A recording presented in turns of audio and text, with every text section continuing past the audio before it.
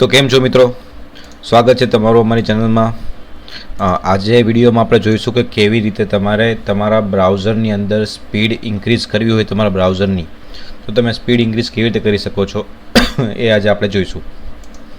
સૌથી પહેલાં તમારે ક્રોમ ઓપન કરવાનું છે। ક્રોમની અંદર તમારે સેટિંગ્સમાં જવાનું છે।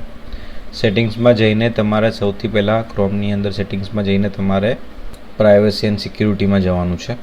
પ્રાઇવસી એન્ડ સિક્યુરિટીમાંથી પછી તમારે ડિલીટ બ્રાઉઝિંગ ડેટામાં જવાનું છે। હવે આમાં તમે જોશો તો તમને આમાં લાસ્ટ અવર્સનું આમાં બતાવે છે કે ભાઈ તમારું બ્રાઉઝિંગ હિસ્ટ્રી, તમારું downloaded history, cookies and other site data, cached images and files.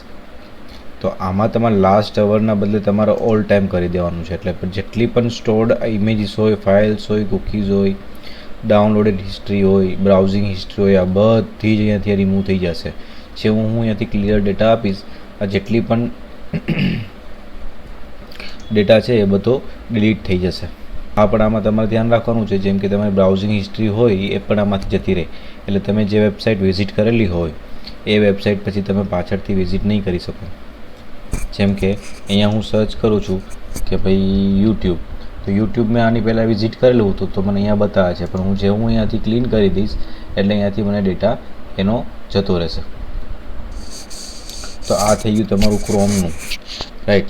પછી તમે ફોર એક્ઝામ્પલ મોઝિલા જો યુઝ કરતા હોય તો મોઝિલામાં પણ આ રીતે થાય છે।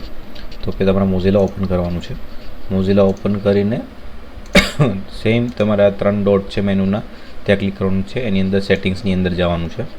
સેટિંગ્સની અંદર જઈને પ્રાઇવસી એન્ડ સિક્યુરિટીમાં જવાનું છે। તમારે પ્રાઇવસી એન્ડ સિક્યુરિટીની અંદર clear data, cookies and site ડેટાની અંદર ક્લિયર ડેટા કરીને ઓપ્શન આવે છે। ક્લિયર ડેટામાં જવાનું છે। એમાં બી સેમ વસ્તુ છે,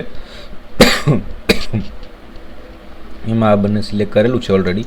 એમાં તમારે એવરીથિંગ કરશો એટલે જેટલું પણ ડેટા હશે અત્યાર સુધીનો એ બધો ડેટા તમારો ક્લિયર થઈ જશે। એ તમારા પીસીની સ્પીડને તમારા બ્રાઉઝરની સ્પીડને ઘણું ફાસ્ટ કરી દેશે। પછી આ થઈ ગયું ક્રોમનું એન્ડ મોઝિલાનું। હવે તમે માઇક્રોસોફ્ટ એજ યુઝ કરો છો તો એમાં બી તમે આ રીતે સેમ કરી શકો છો। તમારે સૌથી પહેલાં 3 ડોટ ઉપર ક્લિક કરવાનું છે। ઉપર ક્લિક કરીને ડિલીટ બ્રાઉઝિંગ ડેટા અહીંયા બહાર જ આવે છે, અને અહીંયા શોર્ટકટ પણ આ લોકોએ આપેલો છે, કંટ્રોલ શિફ્ટ ડિલીટ। તો જેવું તમે સિલેક્ટ કરશો એટલે તમારું સેમ તમને ઓપ્શન મળશે આમાં પણ।